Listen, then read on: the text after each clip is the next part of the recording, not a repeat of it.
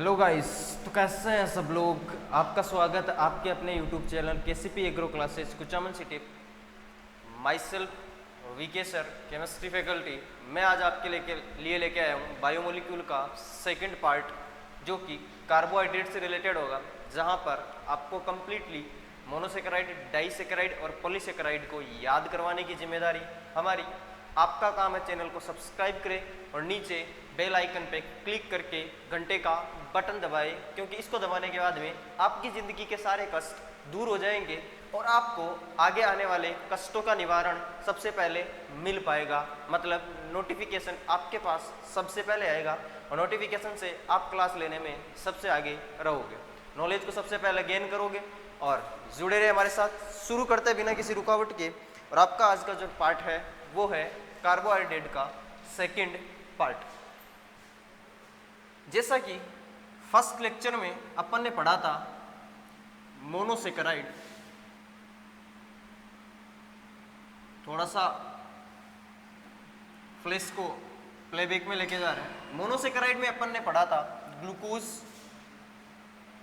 Glucose की reaction, और उसी के साथ में अपन ने पढ़ा था reducing sugar, non reducing sugar, D configuration, L configuration. अपन ने पढ़ा था डेफिनेशन कार्बोहाइड्रेट का, उसको प्रूफ किया था। उसके साथ में जितना भी कार्बोहाइड्रेट के लिए प्रिपरेशन, यानी जैसे थ्रियोस, एरिथ्रियोस, स्ट्रक्चर अपन ने देखा था। आज अपन बात करेंगे कुछ चीज़ों को रिमेंबर करने की ट्रिक। जैसे कुछ लोगों की दिक्कत आती है कि सर रेड्यूसिंग शुगर यानी अपचयी शर्करा और नॉन रेड्यूसिंग शुगर यानी अनअपचयी शर्करा को देखते ही कैसे पहचाने, यानी हमें कैसे पता चले देखते ही कि हमारे वाले हैं ऑप्शन। क्या है हमारे वाले ऑप्शन, कैसे पता चलेगा? तो वो अपन अभी ट्रिक की बात करेंगे, कैसे देखोगे। उसी के साथ में अपन आज कंटिन्यू करेंगे ओलिगोसेकेराइड और उसी के साथ पढ़ेंगे पॉलीसेकेराइड, और उसके बाद में आपका कार्बोहाइड्रेट आज के लिए खत्म हो जाएगा। तो शुरू करते हैं बिना किसी रुकावट के। तो हल्का सा कॉन्सेप्ट जो आपको मदद करेगा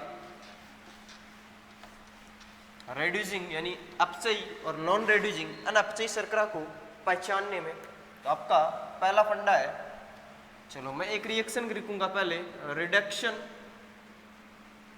ऑफ ग्लूकोज, यानी ग्लूकोज का अपचयन। देखो रिडक्शन का मतलब क्या है, COO को CH2OH बनाना है। आपके पास में जो ग्लूकोज था वो था CHOH, और इसका कंप्लीट फॉर्मूला था CHOH का होल 4 CH2OH। इसका आपको करवाना है रिडक्शन, और रिडक्शन में आपको कोई रिड्यूसिंग एजेंट लेना पड़ेगा, कोई आपको अपचायक लेना पड़ेगा। अपचायक आप लोगे चाहे सोडियम बोरोहाइड्रेट ले लो, लिथियम एल्यूमिनियम हाइड्राइड ले लो, निकल के साथ निकल PTPD प्लस H2, आपको कोई रिड्यूसिंग एजेंट लेना पड़ेगा। और वो रिड्यूसिंग एजेंट क्या करेगा, इस एल्डिहाइड को एल्कोहल में कन्वर्ट कर देगा, CH2OH, CHOH और CH2OH। इस स्ट्रक्चर को बोला जाता है सॉर्बिटॉल। क्या बोला जाता है? सॉर्बिटॉल।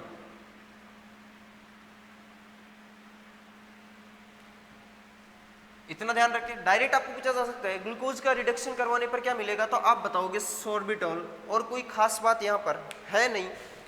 रिवीजन का सीरीज है तो चीज़ों को थोड़ा सा कम इलेबोरेट करने के साथ स्पीड से सेशन चलेगा। तो इधर देखिए, अभी नेक्स्ट अपना जो टॉपिक होगा वो है बेटा म्यूटा रोटेशन। क्या है? म्यूटा रोटेशन। देखो म्यूटा रोटेशन का मतलब क्या होता है, इसको समझिए। देखो म्यूटा शब्द का मतलब होता है चेंज। क्या होता है? चेंज यानी परिवर्तन। रोटेशन का मतलब होता है घूर्णन, यानी घूर्णन में क्या करेगा, परिवर्तन करना है। ये क्या है, जैसा भी कल अपन ने पढ़े थे, एनोमर पढ़े थे ग्लूकोज के, क्या पढ़े थे, ग्लूकोज के एनोमर पढ़े थे। ग्लूकोज का एनोमर कौन सा था, अल्फा और बीटा। एनोमर का मैंने ट्रिक बताया था, एनोमर ए से स्टार्ट होता है, यानी पहले 1 नंबर कार्बन पे यदि OH का विन्यास जो है वो चेंज होता है तो आप उसको क्या बोलते हो, एनोमर बोलते हो। 2 चीज बनी थी, एक अल्फा था और एक क्या था, बीटा था। होता क्या है, मैंने बोला था कि जो कार्बोहाइड्रेट होते हैं वो क्या होते हैं, प्रकाशिक सक्रिय होते हैं। इसका मतलब ये हुआ कि मान लो आपने कोई सोल्यूशन लिया, इस सोल्यूशन में आपने डाला अल्फा ग्लूकोज और एक आपने यहाँ पर सोल्यूशन लिया जिसमें आपने डाला बीटा ग्लूकोज, तो आप क्या देखते हो, जैसे ही आप यहाँ से लाइट को पास करोगे, प्लेन पोलराइज जो लाइट होती है उसको यदि पास करोगे, यहाँ से अगर आप लाइट पास करोगे तो आपको क्या दिखेगा कि यहाँ पर जो आपका अल्फा ग्लूकोज पड़ा है, इससे आने वाली जो लाइट है वो क्या हो जाती है, घूर्णित हो जाती है। और कितने डिग्री पे घूर्णन होता है इसका, तो अल्फा जो होता है वो घूर्णन करता है 112 डिग्री पे, 112 डिग्री पे। जबकि बीटा जो ग्लूकोज होता है, इसको यदि आप इसमें से यदि PPL यानी प्लेन पोलराइज लाइट जो होती है, PPL प्लेन पोलराइज लाइट यानी समतल ध्रुवित प्रकाश को यदि पास करते हो आप, तो ये क्या होता है, एंगल जो होता है रोटेशन का, वो आपको एंगल प्राप्त होता है लगभग 19 डिग्री। कितना प्राप्त होता है, लगभग 19 डिग्री, कुछ में 18.5 भी आपको मिलेगा, 19 डिग्री आप ध्यान रखें। लेकिन होता क्या है, थोड़ी देर बाद में आप जब देखते हो, मान लो आपके पास में कोई सॉल्यूशन था, इस सॉल्यूशन में क्या पड़ा है, अल्फा पड़ा है और इस सॉल्यूशन में बीटा ग्लूकोज पड़ा है।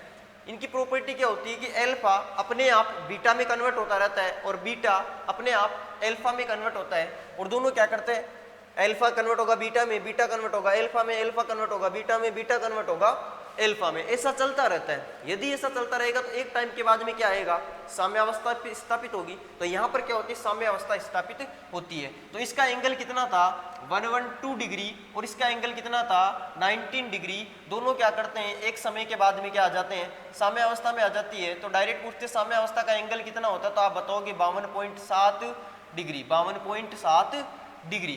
तो साम्य अवस्था पे थोड़ी देर बाद में इसका भी एंगल इतना आ जाता है, इसका भी एंगल इतना आ जाता है। किस पर, साम्य अवस्था पर। इसका मतलब अल्फा बीटा में कन्वर्ट होता है और बीटा अल्फा में कन्वर्ट होता है। एंगल दोनों का क्या होता है, चेंज होता है। घूमने का जो कोण है वो क्या होता है, चेंज होता है। इसलिए इसको क्या बोलते हैं, म्यूटा रोटेशन। तो म्यूटा रोटेशन में ये पूछा जा सकता है कितना चेंज हुआ।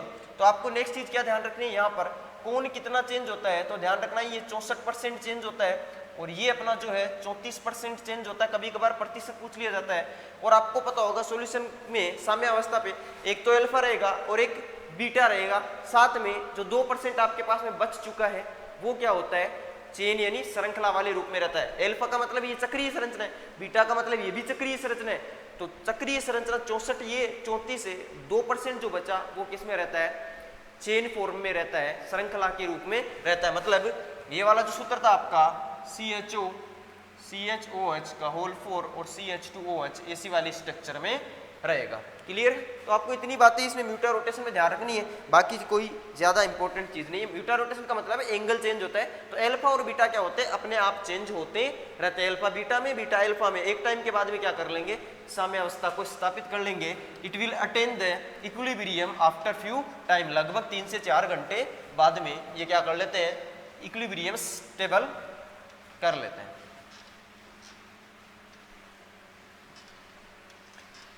अब देखो नेक्स्ट अपना जो कॉन्सेप्ट है वो है आप अपचयी और अनपचयी शर्करा को कैसे पहचानोगे। तो आज एक बता रहा हूं फंडा, तो अपन पढ़ेंगे उसके लिए हेमी एसिटल तथा acetal, hemi acetal and acetal, hemi acetal तथा एसिटल। 2 कंडीशन आप पढ़ के चलोगे। हेमी एसिटल एसिटल क्या होता है, जब भी एक ही कार्बन पे OH और OR ऐसी कंडीशन आए और एक कार्बन पे C OR और इधर भी OR जुड़ा रहे, यानी OH नहीं होगा, दोनों तरफ OR होगा, तो ये होता है एसिटल और इस कंडीशन को बोला जाता है हेमी एसिटल। क्लियर? तो होगा क्या, यदि हेमी एसिटल आपके पास में कभी भी दिखे, हमेशा वो क्या हो गई, अपचयी शर्करा होगी। ऑलवेज क्या होगी, रेड्यूसिंग शुगर, ऑलवेज क्या होगी, रेड्यूसिंग शुगर। लेकिन ऐसी कंडीशन आ जाए तो आपके पास में ये क्या होगी, हमेशा अनअपचयी शर्करा। क्या होगी, अनअपचयी शर्करा, जिसको आप बोलते हो नॉन रेड्यूसिंग शुगर, अनअपचयी शर्करा। हेमी एसिटल कहीं भी दिखे इसका मतलब फिक्स है, रेड्यूसिंग शुगर है। यदि एसिटल दिख गया तो इसका मतलब अपचयी शर्करा वो नहीं है। जैसे आप चाहो तो एनसीईआरटी के स्ट्रक्चर देख लेना, हेमी एसिटल आपको कहाँ कहाँ मिलेगा, सुक्रोज कल मैंने बताया था, और जो पॉलीसेकेराइड है उन सभी में आप देख सकते हो। क्लियर है? तो यहाँ पर आपको देखने को मिलेगा कि ये क्या है, अनअपचयी शर्करा है, और ये क्या है, अपचयी शर्करा। तो हेमी एसिटल का मतलब OH और एसिटल का मतलब OR एक ही कार्बन पे होने चाहिए।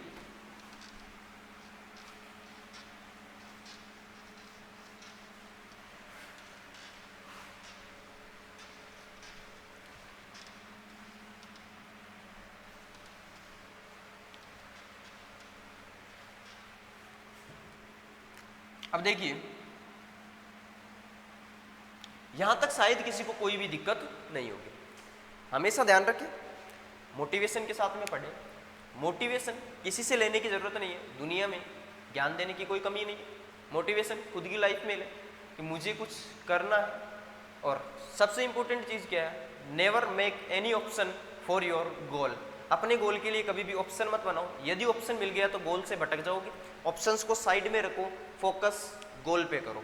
तो इधर देखिए, अब अपन ने रेड्यूसिंग और नॉन रेड्यूसिंग का फंडा तो क्या कर लिया, समझ लिया कि अब अपने को पता चल जाएगा कौन सी रेड्यूसिंग है और कौन सी रेड्यूसिंग नहीं है, यानी कौन सी अनअपचयी शर्करा है और कौन सी अपचयी शर्करा है।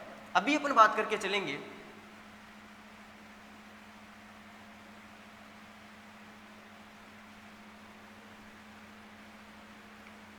Oligosaccharide, oligosaccharide.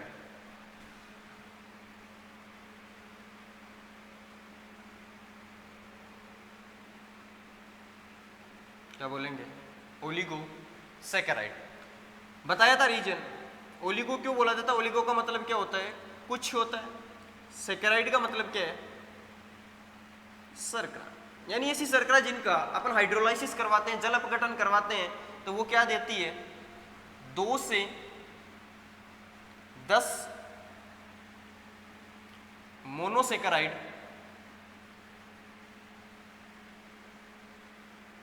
इकाई देगी अपने को। क्या देगी, 2 से 10 मोनोसेकेराइड। तो यहाँ पर कुछ का मतलब क्या हुआ, 2 से 10। क्लियर? नेक्स्ट देखिए, तो यूनिट हो गई अपनी 2 से 10। अब इधर देखो, ओलिगोसेकेराइड में 2 से 10 तक की यूनिट है, तो मैं जिसमें 2 यूनिट होगी उसको क्या बोलेंगे, 3 होगी उसको क्या बोलूंगा, 4 होगी उसको क्या बोलूंगा, सो ऑन कंटिन्यू। तो यदि आपके पास में 2 यूनिट आपस में जुड़ रही है तो 2 को क्या बोला जाता है, डाई, तो इसको बोलते हैं डाई सेकेराइड। क्या बोलते हैं, डाई सेकेराइड।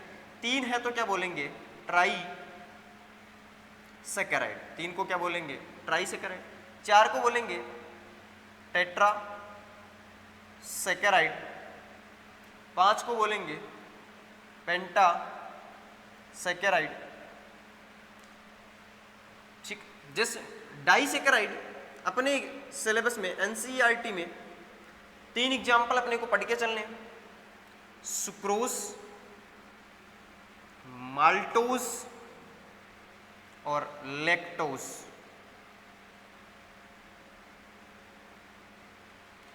ठीक है, हाँ।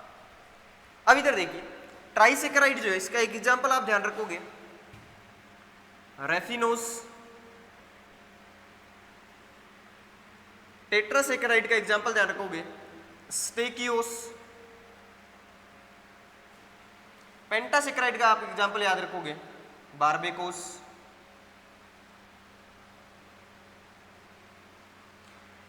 ये ट्रेफिनोज क्या है? ट्राइसेक्राइड है। स्टेकियोस टेट्रासेक्राइड है। बारबीकोस क्या है? पेंटासेक्राइड।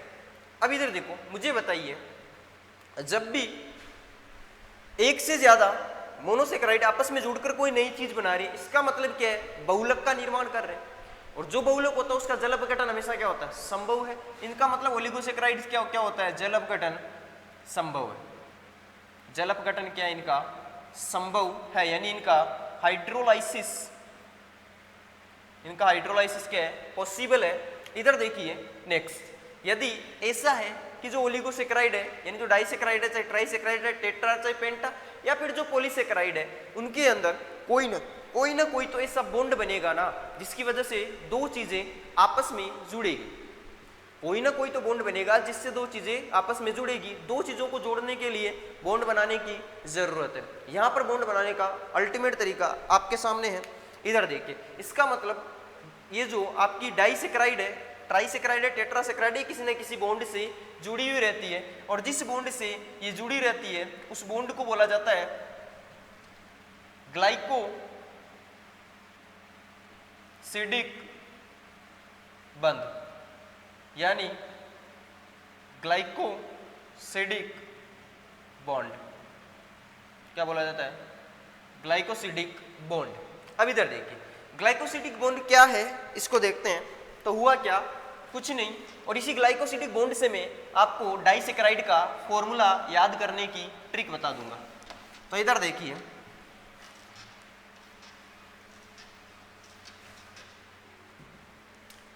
जिंदगी एक सफर है सुहाना, किसी को नहीं होना। इधर देखो, कोई ना कोई बॉन्ड बनेगा, और जो बॉन्ड बनेगा वो कौन सा है? ग्लाइकोसिडिक बॉन्ड है। तो ग्लाइकोसिडिक बॉन्ड से होगा क्या? मेरे पास में यहाँ पर एक मोनोसेक्राइड पड़ी थी। क्या पड़ी थी? मोनोसेक्राइड। ठीक है। यहाँ पर मेरे पास में कोई दूसरी क्या पड़ी थी? मोनोसेक्राइड। ठीक है। इस मोनोसेक्राइड को देखा, इसने इसको देखा, इसको बुरा लगा, इसने वापस उसके ऊपर आंखें निकाली, इसने बोला क्या है? इन्होंने बोला सुनो ना, इन्होंने बोला भौंको, हम आपसे कुछ कहना चाहते हैं, हमारे जिंदगी के कुछ सवालात हम आपके साथ में करना चाहते हैं। इन्होंने बोला जी फरमाइए। इन्होंने बोला हमारे पास में OH है। इन्होंने बोला मैं क्या करूं? क्या नहीं, मुझे दिख रहा है आपके पास में भी OH है। कि अच्छा, तो क्या करना चाहिए? तो इन्होंने बोला कि हम आपसे कुछ कहना चाहते हैं। इन्होंने बोला बोलिए। इन्होंने बोला कि हम आपके OH को आपके OH के साथ शेयर करके पानी निकालना चाहते हैं। मतलब क्या? इन्होंने इनकी तरफ देखा, इन्होंने इनकी तरफ देखा, इनके पास OH था, इन्होंने इनको OH देने के लिए बोला, इन्होंने जैसे ही हाँ की, इन्होंने बॉन्ड बनाया, और जैसे ही बॉन्ड बना और क्या निकल गया? क्या निकल गया? पानी निकल गया। जैसे ही बॉन्ड बनता है बेटा पानी निकलता है, ध्यान रखना ये चीज। तो बॉन्ड बनने पर क्या निकला? पानी, मतलब H2। मुझे बताइए इस मोनोसेक्राइड जो थी, यहाँ पर जो मोनोसेक्राइड थी, अब देखना डाइसेक्राइड का फॉर्मूला किससे, सुक्रोज वगैरह के फॉर्मूले कैसे याद करते हो NCERT वाले। तो मान लो मेरे पास में यहाँ पर था ग्लूकोज और यहाँ पर मेरे पास में था फ्रक्टोज। तो ग्लूकोज का फॉर्मूला आपको पता होगा C6H12O6 है। तो यहाँ पर भी फॉर्मूला तो फ्रक्टोज का भी C6H12O6 है। दोनों आपस में क्या है? आइसोमर है। तो फॉर्मूला क्या होगा? सेम होगा। तो यहाँ पर C6H12O6 को यदि आप जोड़ते हो तो आपके पास में क्या बनना चाहिए? दोनों मिलकर ही तो एक चीज बना रही है ना, तो क्या बनेगा?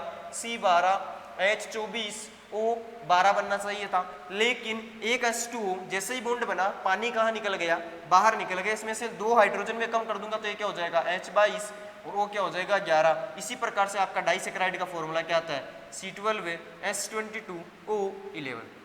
कोई भी फॉर्मूला याद रखने की जरूरत नहीं है। तो इस प्रकार से ग्लाइकोसिडिक बॉन्ड बनता है। बोलो कोई दिक्कत नहीं है। अभी स्ट्रक्चर बना के मैं ग्लाइकोसिडिक बॉन्ड बना के दिखाऊंगा, बहुत ज्यादा टाइम खराब होगा, अपने रिवीजन का टाइम चल रहा है। तो अभी आपको सिर्फ ऐसा ध्यान रखना है, आपके क्वेश्चन हो जाएंगे। इधर देखिए नेक्स्ट, ग्लाइकोसिडिक बॉन्ड जो है इसके क्वेश्चन जो भी आएंगे आज तक मैं सारे करवा देता हूँ। इधर देखिए, ग्लाइकोसिडिक बॉन्ड जो है इसके प्रकार की बात करें तो आपके पास में एनसीईआरटी में 3 प्रकार के ग्लाइकोसिडिक बॉन्ड आपको देखने को मिलेंगे, C1, C2, C1, C4 और C1, C6। Clear? C1, C2 trick बता रहा हूं, याद रखना, केवल सुक्रोज में, C1, C4 सभी में, हर जगह आपको C1, C4 मिलेगा। C1, 6 केवल एमाइलो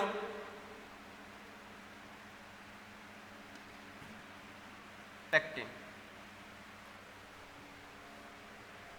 अभी अपन आगे पढ़ेंगे सेलुलोज स्टार्च के स्ट्रक्चर में अमाइलोज और अमाइलोपेक्टिन। तो इधर देखिए, यहां पर केवल सुक्रोज में आपको क्या मिलेगा, C1, C2, C1, C4 तो आपको हर जगह मिलेगा। तो ग्लाइकोसिडिक बॉन्ड C1, C2 पूछे आप डायरेक्ट आंसर दोगे सुक्रोज, C1, 6 पूछे तो आप क्या बताओगे, एमाइलोज नहीं, एमाइलोपेक्टिन। तो इधर देखिए, इन्हीं चीजों को काउंट करते हुए सिर्फ 3 बातें ध्यान रखो कि ग्लाइकोसिडिक बॉन्ड को कहां कहां कैसे कैसे बनेगा। अभी देखते हैं, अभी चलते हैं डाइसैकेराइड। यहां तक शायद किसी को कोई दिक्कत नहीं होगी। चलो, आपको एक क्वेश्चन करवाते हैं हल्का सा, उस क्वेश्चन से आपको कुछ ना कुछ सीखने को मिलेगा। तो इधर देखिए, आपके साथ में शेयर करते हैं क्वेश्चन।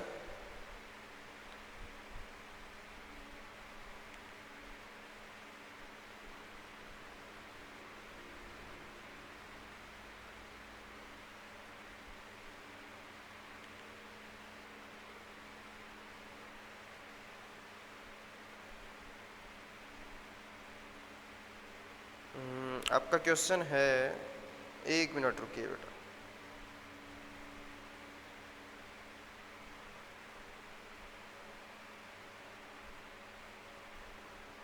चलो, आपको दिया गया है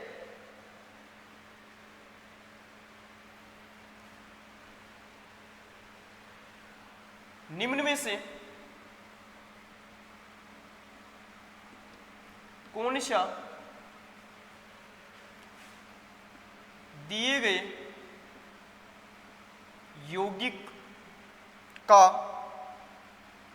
एनोमर है, यानी which of the following represents the anomer of given structure. आपको स्ट्रक्चर जो दी गई है वो ये है,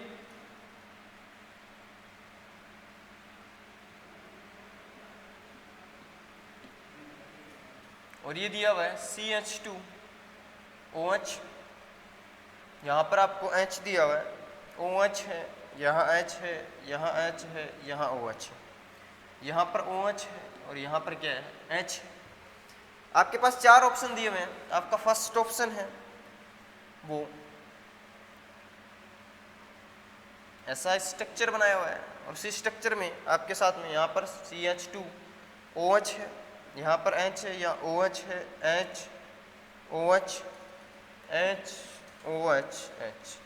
आपका जो डी ऑप्शन है उसमें आपको स्ट्रक्चर दिया हुआ है, कुछ ऐसा स्ट्रक्चर है जहाँ पर यहाँ OH दिया हुआ है, यहाँ H है, H OH H OH H CH2OH। आपके पास C ऑप्शन है, वो आपको दिया हुआ है ऐसा स्ट्रक्चर है जहाँ पर H CH2OH OH H H OH H और यहाँ दिया हुआ है OH। और आपका डी ऑप्शन है नन ऑफ दिस, इनमें से कोई नहीं। आपको ये पहचानना है कि इनमें से कौन सा एनोमर है। तो इधर देखिए, ऐसे क्वेश्चन को कैसे करना है। एनोमर का मतलब मैंने क्या बताया था, एक का मतलब C1 कार्बन पे, तो C1 कार्बन देखो सभी का, इसके C1 कार्बन पे OH नीचे है, तो C1 कार्बन पे OH कहाँ कहाँ ऊपर है, पहले ऑप्शन में है क्या, नहीं, ये तो कैंसिल हो गया। सेकंड ऑप्शन और थर्ड ऑप्शन दोनों में है, तो डी ऑप्शन होगा नहीं। तो इधर देखिए सेकंड और थर्ड में यहाँ पर आपको सिर्फ C1 कार्बन पे विन्यास चेंज करना था, इन्होंने क्या किया, सी ऑप्शन में सी जो आपका 1 2 3 और 4 कार्बन C4 है उस पर भी विन्यास चेंज कर दिया, जबकि ऐसा नहीं था, आपने को केवल फर्स्ट पे चेंज करना था। तो आपका आंसर कौन सा हो गया, बी आंसर हो गया। इससे बड़ा क्वेश्चन नहीं पूछेगा, ये ऐसा ही क्वेश्चन आपको पूछेंगे, तो आपको बिल्कुल कंफ्यूजन नहीं होना है। चलो अब वापस आते हैं अपन डाइसैकेराइड के दौर में।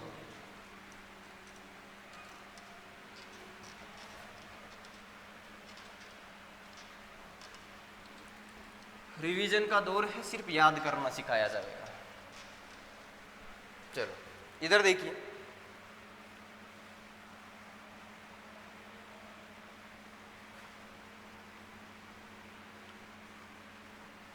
अब अपन पढ़ेंगे ओलिगोसैकेराइड में डाई सैकेराइड। कितने एग्जाम्पल है अपने, 3। तो पहला अपन पढ़ के चलेंगे सुक्रोज। नंबर 1, सुक्रोज के बारे में मैंने स्पेशली बताया था। जो सुक्रोज होता है इसको जब आप तोड़ोगे H+ की प्रेजेंस में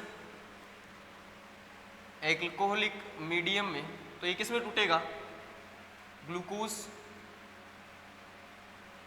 प्लस फ्रक्टोज। ये जो ग्लूकोज होता है इसके बारे में मैंने बताया था, अल्फा होता है, और यहाँ पर जो फ्रक्टोज है ये किस में टूटता है, बीटा होता है। तो पहली चीज तो सुक्रोज किससे मिलकर होता है, डायरेक्ट बता जाता है अल्फा ग्लूकोज और बीटा फ्रक्टोज से। एक क्वेश्चन, नेक्स्ट क्वेश्चन बता जाता है ग्लूकोज जो है ये कैसा होता है, डी मतलब प्लस, डेक्स्ट्रो रोटेटरी होता है, और ये जो फ्रक्टोज होता है ये होता है एल यानी माइनस, लेवो रोटेटरी होता है। क्वेश्चन ये पूछा जाता है कि यहाँ पर अल्फा ग्लूकोज और बीटा, बेटा एक बात याद रखना, अल्फा ग्लूकोज और बीटा ग्लूकोज में पूछ ले ज्यादा स्टेबिलिटी किसकी है, यदि स्थायी तो पूछ ले अल्फा और बीटा में, तो आपको ध्यान रखना बीटा ज्यादा स्टेबल होता है अल्फा से। क्लियर है। उसके बाद देखिए नेक्स्ट जो क्वेश्चन है वो क्या पूछा जा सकता है कि यहाँ पर पूछे अल्फा और बीटा में से ज्यादा कौन सा होता है, तो ध्यान रखना लेवो रोटेटरी जो होता है, यानी लेफ्ट साइड में जो घुमाव घूर्णन होता है फ्रक्टोज का, ये यहाँ पर क्या होता है, ज्यादा होता है। क्या होता है, ज्यादा होता है। तो आपको पता होगा सुक्रोज जो होता है ना ये कैसा होता है, डेक्स्ट्रो रोटेटरी होता है, लेकिन यहाँ पर जो फ्रक्टोज होता है ये ज्यादा घूमने की वजह से पूरा जो सॉल्यूशन है, जो पूरा विलियन बनेगा इन दोनों का, उस विलियन का ओवरऑल जो रिजल्ट आएगा वो कैसा आएगा, लिवो रोटेटरी आएगा, क्योंकि फ्रक्टोज ज्यादा एंगल को क्या करेगा, रोटेट करेगा। तो फ्रक्टोज वाले का इफेक्ट ज्यादा होगा तो लिवो रोटेटरी ज्यादा होगा। अगर लिवो रोटेटरी ज्यादा होगा तो आप क्या बताओगे कि जो ओवरऑल सॉल्यूशन है इसका विन्यास क्या हो गया यार, चेंज हो गया। विन्यास चेंज होने की वजह से सुक्रोज को बोला जाता है इन्वर्ट शुगर। सुक्रोज को क्या बोला जाता है, इन्वर्ट शुगर, और इसीलिए सुक्रोज को इन्वर्टेज एंजाइम से इनमें तोड़ा जाता है। यदि एंजाइम की प्रेजेंस में करवाता तो इन्वर्ट से क्या बन गया, इन्वर्टेज एंजाइम। तो इन्वर्ट शुगर को इन्वर्टेज एंजाइम से तोड़ा जाता है, इसलिए इसका नाम पड़ा। दूसरा देखो सुक्रोज के बारे में 3 क्वेश्चन तो ये पूछे जाते हैं। सुक्रोज जो है मैंने बताया था कैसी है, अनअपचयी शर्करा है, यानी नॉन रेड्यूसिंग है। तो क्वेश्चन इसे पूछा जाता है कि निम्न में से कौन सी बेनेडिक्ट सॉल्यूशन या फेलिंग सॉल्यूशन या फिर आपके पास में जो सॉल्यूशन है टोलेन रिएजेंट उसका, तो इन तीनों को कौन रिड्यूस नहीं कर पाएगा, ऐसा क्वेश्चन पूछेगा। तो अपने को पता है कि रिड्यूसिंग शुगर वो होते हैं जो इनको क्या करते हैं, रिड्यूस कर देते हैं, और नॉन रिड्यूसिंग शुगर वो होते हैं जो इनको रिड्यूस नहीं कर पाते हैं। तो आपको ध्यान रखना ये कैसी शर्करा है, अनअपचयी शर्करा है। यहाँ पर जो ग्लाइकोसिडिक बंध होता है अभी बताया था कैसा होता है, C1C2। कौन सा ग्लाइकोसिडिक होता है, C1C2। तो एक शर्करा का फर्स्ट कार्बन होगा और एक शर्करा का दूसरा कार्बन होगा, यानी C1C2 ग्लाइकोसिडिक बॉन्ड बनेगा। नेक्स्ट देखिए जो सुक्रोज है इसके बारे में कैसे पूछा जाता है कि वो कौन सा शुगर है जिसको तोड़ने पर D और L दोनों मिलते हैं। तो आप क्या बता दोगे कौन सी है, सुक्रोज है। किस किस से मिलकर बना है, अल्फा ग्लूकोज और बीटा फ्रक्टोज से। लिंकेज कैसा है इसमें, मतलब इसमें बंध कैसा बना, ग्लाइकोसिडिक C1C2 बंध। नेक्स्ट देखो डाइसैकेराइड कौन सी है, तो इधर चलते हैं।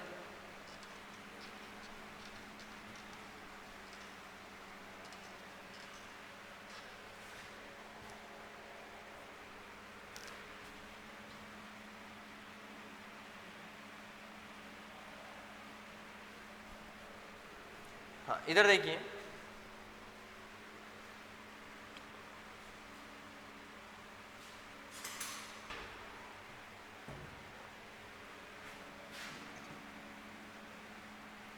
लेक्टोज कौन सी है, लेक्टोज, ये बेटा मिलकर बनी होती है ग्लूकोज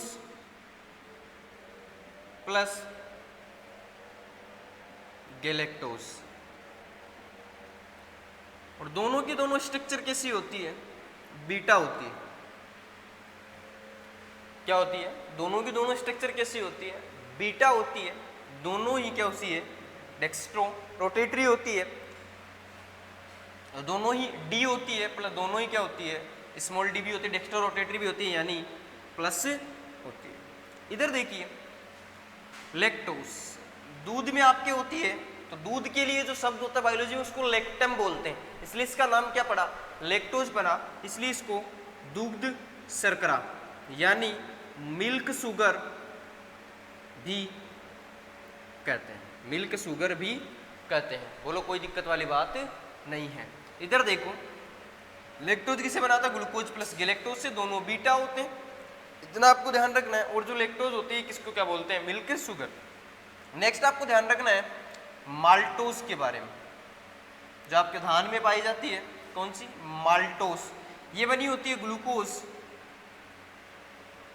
प्लस ग्लूकोज से बनी होती है, दो ग्लूकोज से मिलकर बना होता है, और दोनों ही ग्लूकोज जो होते हैं वो कैसे होते हैं, अल्फा ग्लूकोज होते हैं। कैसे ग्लूकोज होते हैं, अल्फा ग्लूकोज होते हैं, यानी OH की जो पोजीशन होगी वो क्या होगी, बिलो द प्लेन होगी, यानी प्लेन के नीचे की तरफ होगी। कल मैंने बताया था साफ साफ। इधर देखिए तो दो अल्फा ग्लूकोज मिलकर क्या बनाते हैं, माल्टोज बनाते हैं। ये भी स्ट्रक्चर कैसी होती है, डी, और ये भी कैसी होती है, डी। याद करने का तरीका बता दूं, आपके जो सारे जितने भी कार्बोहाइड्रेट है सभी के सभी डी होते हैं। सारे कार्बोहाइड्रेट कैसे होते हैं, जितने भी एनसीईआरटी में कार्बोहाइड्रेट है सारे के सारे क्या है, डी है, यानी उनमें OH की पोजीशन कैसी है, दाईं तरफ है।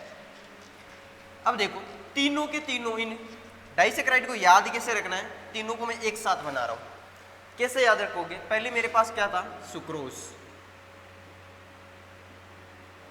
फिर मेरे पास क्या है, माल्टोज, और फिर है मेरे पास लेक्टोज। ठीक, सुक्रोज में ग्लूकोज प्लस फ्रक्टोज, माल्टोज में ग्लूकोज प्लस ग्लूकोज, लेक्टोज में glucose plus galactose, glucose plus galactose. याद कैसे करना है, ग्लूकोज देखो सभी में, तो एक ग्लूकोज तो सभी में, इसमें आधा आर आ रहा है, मतलब आधा रह आएगा, तो इसमें भी देखो आधा रह आ रहा है, तो सुक्रोज में क्या होगा, फ्रक्टोज, लेक्टोज के साथ में गे लेक्टोज, बचा क्या, उसमें क्या जोड़ दोगे, ग्लूकोज जोड़ दोगे। बोलो कोई दिक्कत वाली बात नहीं है। उसके बाद देखो इसमें अल्फा और बीटा है, उसके बाद में इसमें अल्फा अल्फा है और इसमें बीटा बीटा है। शायद अब याद हो गया होगा। बस इतना ही डाइसेकेराइड में आपको ध्यान रखना है। बोलो कोई बुराई वाली बात नहीं है। चलो तो ये हुआ डाइसेकेराइड। तो मुझे बताइए सुक्रोज तो कैसा था, अनअपचयी शर्करा है, लेकिन लेक्टोज और माल्टोज जो है वो कैसी है, अपचयी शर्करा है। इसका मतलब लेक्टोज और माल्टोज में जो ग्लाइकोसिडिक बंध बनेगा वो कौन सा बनेगा, C1C4। सुक्रोज में कैसा बनता है, C1C2। चलो अब आते हैं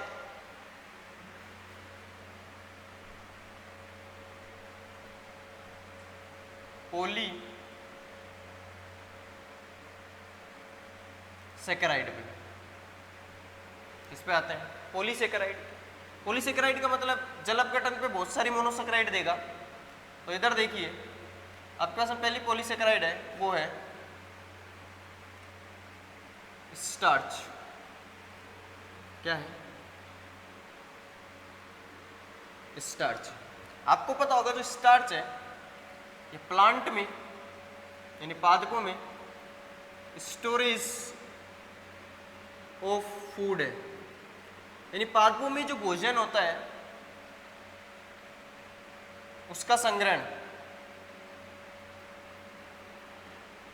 किसके रूप में होता है? स्टार्च के रूप में।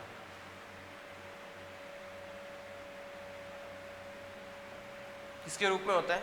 स्टार्च के रूप में। स्टार्च के रूप में क्या होता है? स्टोरेज होता है। तो इधर देखिए, ये जो स्टार्च है अपना, एक मिनट बेटा, एक मिनट।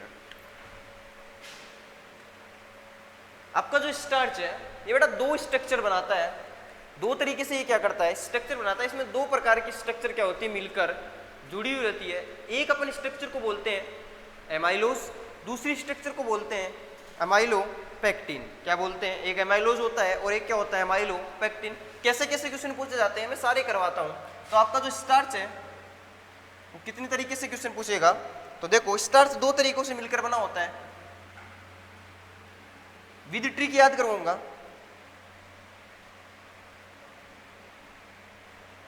हाँ, तो इधर देखिए, आपका जो स्टार्च है दो तरीके से बनेगा। एक स्ट्रक्चर को बोलते हैं एमाइलोज और स्ट्रक्चर को बोलते हैं एक को एमाइलोपेक्टिन।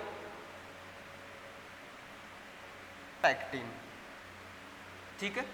आपका जो एमाइलोज स्ट्रक्चर है इसमें क्या होता है कि जितने भी अल्फा ग्लूकोज होते हैं, इसमें सारे के सारे क्या होंगे? अल्फा ग्लूकोज होते हैं। सारे के सारे क्या होते हैं? अल्फा ग्लूकोज होते हैं। तो इधर देखो, आपका जो एमाइलोज है ये, इसमें जो अल्फा ग्लूकोज है, एक मान लो अल्फा ग्लूकोज है, यहाँ कोई दूसरा अल्फा ग्लूकोज है, यहाँ तीसरा कोई अल्फा ग्लूकोज होगा, यहाँ पर कोई चौथा अल्फा ग्लूकोज है। तो यहाँ पर जो बंध बनता है वो बनता है C1C4, यहाँ पर बनता है C1C4 लिंकेज बनाता है। आपका जो एमाइलोपेक्टिन है इसकी संरचना कैसी होती है? यहाँ पर एक अल्फा ग्लूकोज, यहाँ पर एक अल्फा ग्लूकोज, एक अल्फा ग्लूकोज, एक अल्फा ग्लूकोज तो चलता ही रहेगा, प्लस यहाँ से नीचे की तरफ एक और ब्रांच बनना स्टार्ट हो जाएगी, alpha glucose, alpha glucose, alpha glucose, alpha glucose, और ये फिर कोई एक ब्रांच बना लेगा, फिर alpha glucose, alpha glucose, alpha glucose. मतलब एमाइलोज में तो सारी की सारी क्या चलेगी? एक आपस में चेन बनाती जाएगी। एमाइलोपेक्टिन में क्या होता है? चेन तो चलती ही रहेगी, चेन तो चलेगी, साथ में ब्रांच भी बनाने लग जाएगी, यानी श्रृंखला भी बनाने लग जाएगी। अब यहाँ पर देखो, इंपॉर्टेंट पॉइंट यहाँ से स्टार बना लेना। वो क्या है? यहाँ पर जो चेन बनती है ये तो C1C4 बंध से बनती है, यानी एक कार श्रृंखला का, एक शुगर का C1 कार्बन, दूसरी का C4, C1C4, C1C4। लेकिन ये वाला जो बंध बनता है ये बनता है एक शर्करा का C1 और दूसरी शर्करा का C6 कार्बन से, जो कि बहुत ज़्यादा इंपॉर्टेंट क्वेश्चन है। तो यहाँ पर तो ये तो चलेगा C1C4 से, C1C4, लेकिन ये वाला कौन सा हो जाएगा? C1C6। तो यहाँ पर मैंने बताया था अभी एमाइलोपेक्टिन में क्या बनता है? C1C6 बॉन्ड बनता है। तो इधर देखो, तो एमाइलोज और एमाइलोपेक्टिन दो स्ट्रक्चर होती है जो क्या करती है? स्टार्च को बनाती है। अब देखो, एमाइलोज जो होता है इसका पार्ट क्या होता है? कम होता है। आपको पूछ ले कि अधिक पार्ट किसका होता है, तो आप बताओगे अधिकांशतः पार्ट जो होता है वो कौन बनाता है? आपका एमाइलोपेक्टिन बनाता है। ये क्या बनाता है? कम भाग बनाता है। उसके बाद में ये क्वेश्चन क्या पूछा जाता है? आपका जो एमाइलो है ये कैसा होता है? जल में घुलनशील होता है। ये क्या होता है? सोल्यूबल इन वाटर, वाटर में सोल्यूबल होता है, जल में क्या होता है? घुलनशील होता है। ये जो होता है ये कैसा होता है? अघुलनशील होता है।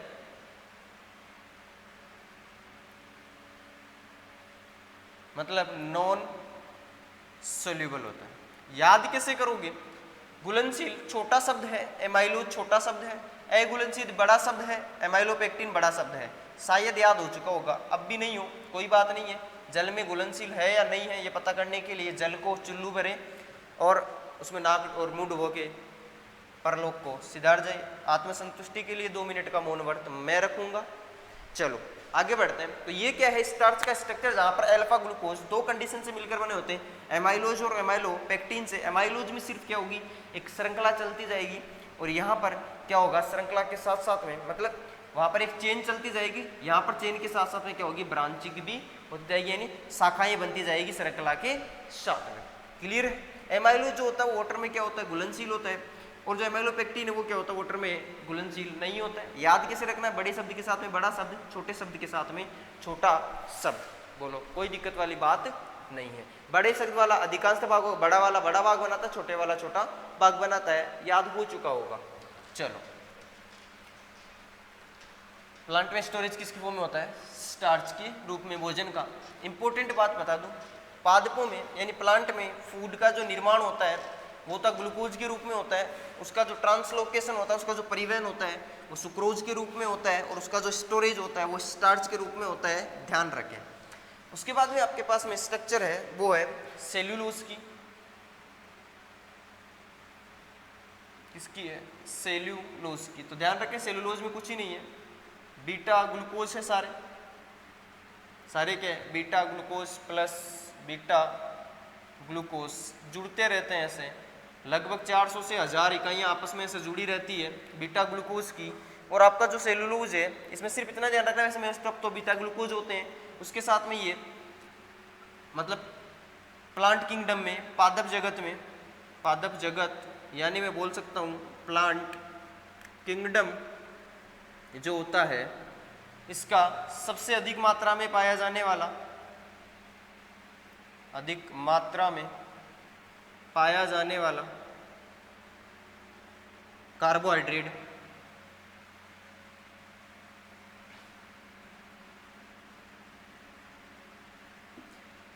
बोलो, इसमें कोई बुराई वाली बात नहीं है। तो ये किसके बारे में होगी, सेलुलोज के बारे में। आप सेलुलोज के बारे में क्या ध्यान रखें कि प्लांट की सेल वॉल जो होती है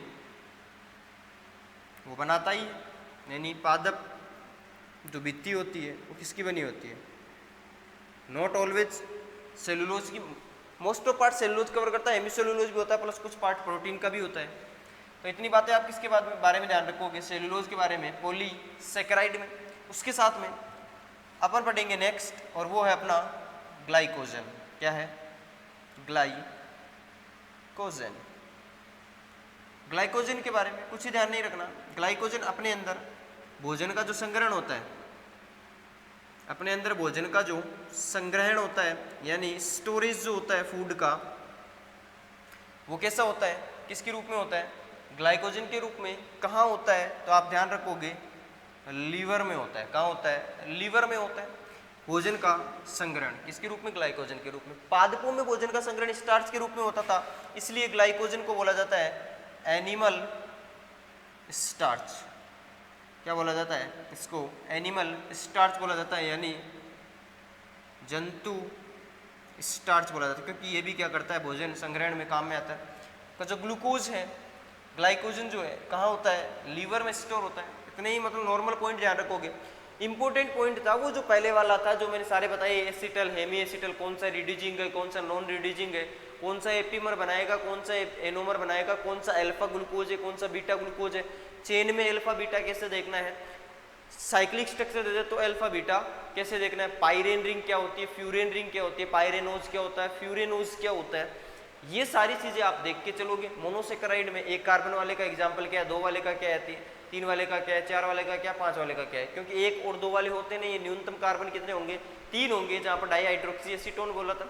और दूसरा याद करने का एक ट्रिक और बता देता हूँ, आप ट्रिक लिखोगे, जब भी ओज पढ़ते लगेगा, ओज सफिक्स लगेगा, तब तो एल्डिहाइड है, उसमें प्रकार्यात्मक समूह, और जब उलोज पढ़ते लग जाए, उलोज, तो उसका मतलब कीटोन पढ़ते हैं।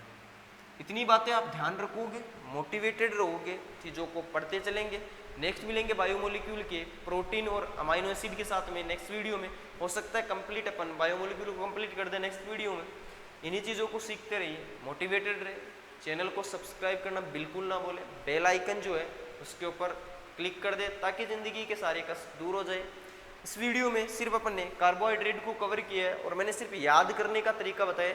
साथ में आप लोग एनसीईआरटी को खोलें, उसके एग्जाम्पल्स को देखें, जो जो मैंने बातें बताई उन सभी को अप्लाई करें। क्या ऐसा हो रहा है क्या, होने के बाद में क्वेश्चन करें 50 से 100। उसके बाद बिना देखो प्रैक्टिस सीट के सिलेक्शन नॉट पॉसिबल। पढ़ना आसान है, उससे क्वेश्चन करना उतना ही मुश्किल। यदि मुश्किल को एक बार पार कर लोगे, हो सकता है आप जो क्वेश्चन सोल्व करके जाओ वही एग्जाम में क्वेश्चन रिपीट हो जाए। तो जुड़े रहे और क्वेश्चंस की प्रैक्टिस करते रहे। कोई भी क्वेश्चन में डाउट आए कमेंट सेक्शन में लिखे या फिर आप लोग केसीपी एग्रो क्लासेस के जो एप्लीकेशन पे बच्चे जुड़े हुए हैं या फिर जो नहीं जुड़े वो जुड़ जाए, तो वहाँ जाकर एप्लीकेशन पे नंबर दिए हुए उन पे आप व्हाट्सअप करें मैसेज और आपको आंसर दिया जाएगा। आज के लिए इतना ही, जिंदा रहे तो फिर मिलेंगे, तब तक के लिए जय हिंद जय भारत। हंसते रहे, मुस्कुराते रहे और जुड़े रहे केसीपी एग्रो क्लासेस के साथ में। Thank you so much. आज के लिए